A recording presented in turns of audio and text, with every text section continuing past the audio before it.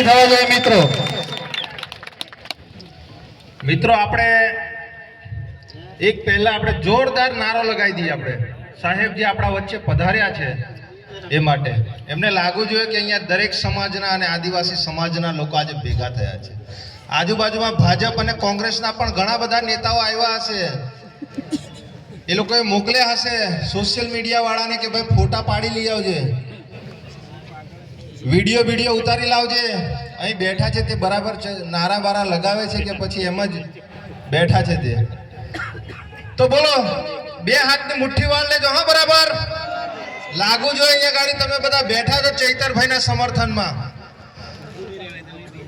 બોલો જય આદિવાસી જય આદિવાસી જય આદિવાસી જય આદિવાસી જય જોહાર જય જોહાર જય जोहार जय जोहार चैतर भाई तुम आगे बढ़ो हम तुम्हारे साथ हैं चैतर भाई तुम आगे बढ़ो हम तुम्हारे साथ हैं અહીંયા ગાડી આપણી વચ્ચે ઉપસ્થિત થયેલા આપણા સૌના લોક લાડીલા ધારાસભ્ય શ્રી જેઓ હર હંમેશ ઉમરગામથી અંબાજી હોય કે સમગ્ર ગુજરાતના દરેક સમાજના નાના મોટા પ્રશ્નો ઉઠાવે છે એવા ચૈતરભાઈ વસાવા માટે આપણે એમને જોરદાર તાળીઓના ગણગણાટથી એમનું સ્વાગત કરી લઈએ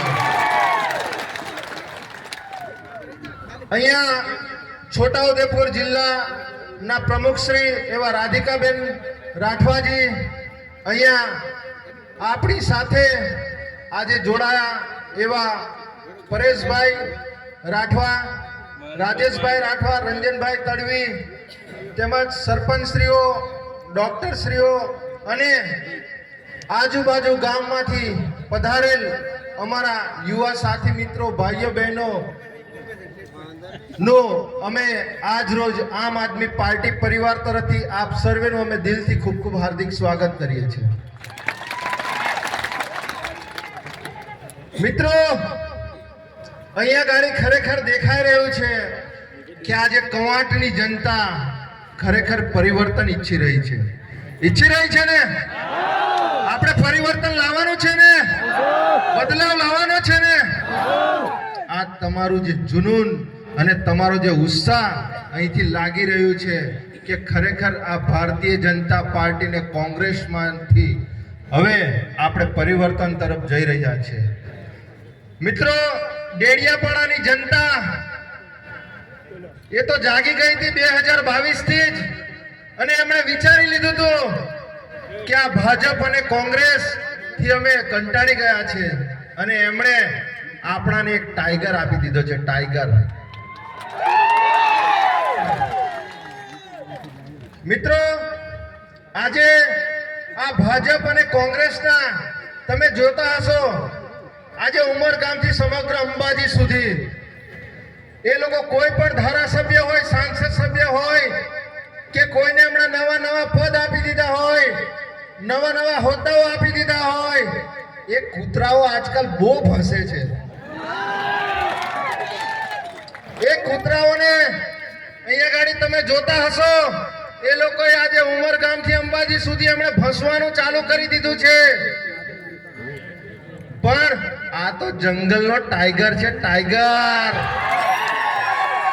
આ કૂતરાઓ હોય કે પોપટો હોય કે વાંદરાઓ હોય એમનાથી કઈ ફરક પડવાનો નથી આજે તમે વિચાર કરો આટલી બધી શિયાળાની ઠંડી લાગે છે પણ તેમ છતાં ભાજપના અને કોંગ્રેસના નેતાઓની આ એક ધારાસભ્યોએ બધી ઠંડી ઉડાવી દીધી છે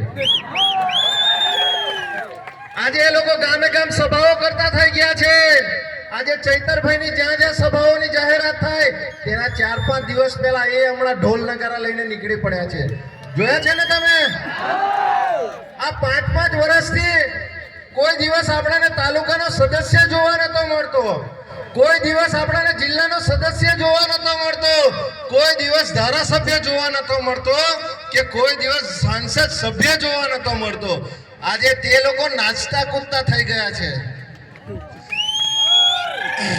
તે લોકો નાચતા કૂદતા તો થઈ ગયા છે પણ સાથે સાથે તે લોકો ચૈતરભાઈના ગુણગાન ગાતા થઈ ગયા છે. આજે તમે જુઓ, આજે એમની જેટલી પણ સભાઓ થાય છે, જેટલી પણ મીટિંગો થાય છે, જેટલા પણ કાર્યક્રમો થાય છે, એ લોકો વિકાસની વાત નથી કરતા.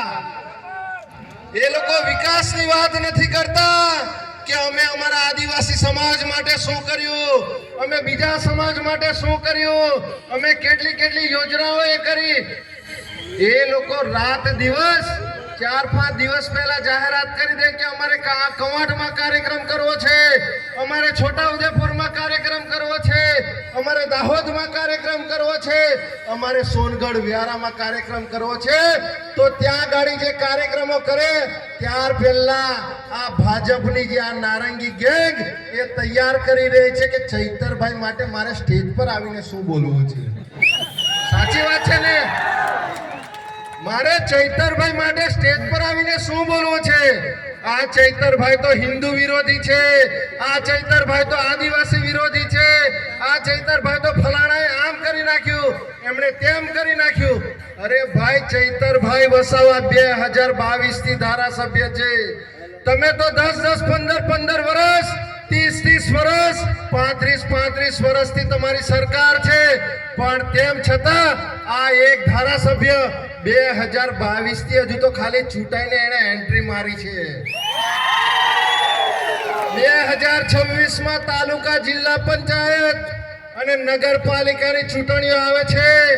આ તાલુકા જિલ્લામાં તમારા સુપડા સાફ ના કરી નાખીએ તો તમે જોઈ લેજો. અને 2026 પછી 2027 ની પણ તૈયારી રાખજો. જે લોકો વિધાનસભામાં બેઠા છે, આ આદિવાસી ના જે જન્મના પ્રમાણપત્ર પર તમે જે બેઠા છો ત્યાં ગાડી, તો એ ભાજપ અને કોંગ્રેસના નેતાઓને પણ આ જાહેર મંચ પરથી કહેવા માંગે છે કે 2026 માં અને 2027 માં તમારી ખુરશી પણ આ સમગ્ર આદિવાસી વિસ્તારમાંથી છીનવાઈ જશે. મિત્રો, આપણે જાગવું પડશે. આજે 2022 થી આ ધારાસભ્ય ચૈતરભાઈ વસાવા આજે ધારાસભ્ય બન્યા છે. એ રાત દિવસ ઉમરગામથી અંબાજી હોય કે સમગ્ર ગુજરાતના પ્રશ્નો ઉઠાવે છે.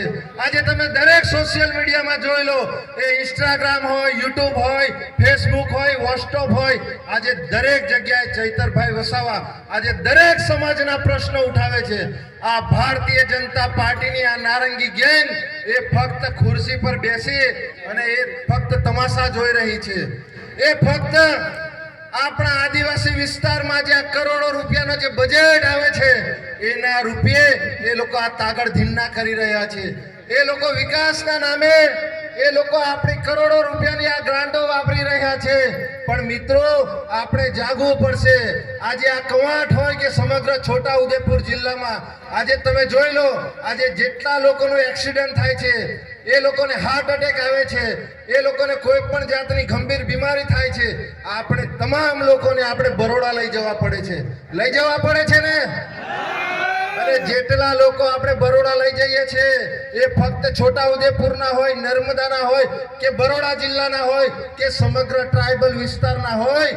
આ એ લોકો આપણે જે હોસ્પિટલોમાં લઈ જઈએ છીએ એમાંથી 90% લોકો એક્સપાયર થઈને આવે છે. આપણે ફક્ત એ લોકોને અહીંયા ગાડી અંતિમ ક્રિયા જ કરવી પડે છે. એ લોકો માટે આપણે લાકડા તૈયાર રાખવા પડે છે.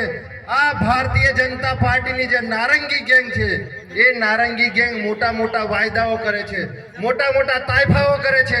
આપણાને 5-5, 10-10 લાખ રૂપિયાના આયુષ્યમાન કાર્ડ આપ્યા છે. એ કાર્ડો કોઈ જગ્યાએ ચાલે છે ખરા? અહીંયા ચાલે છે? એટલે મિત્રો, તમારે બધાએ જાગવું પડશે. આજે ચૈતરભાઈ એકલા છે.